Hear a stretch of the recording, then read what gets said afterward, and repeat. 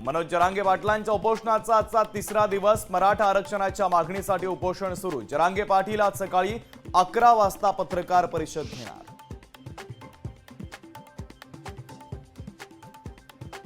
ST ticket दरवाढीच्या विरोधात आज ठिकठिकाणी बस स्थानकात आंदोलन। ठाकरेंच्या शिवसेनेकडून करण्यात येणार आंदोलन।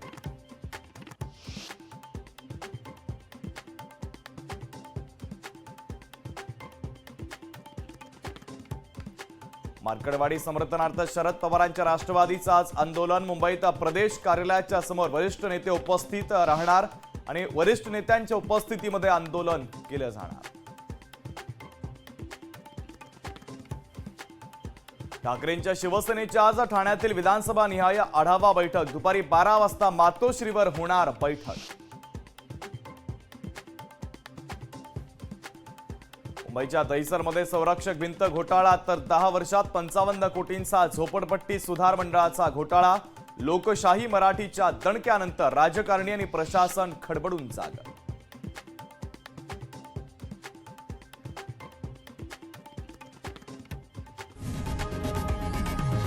लोकशाही मराठी ऐका, पहा, जागरूक रहा।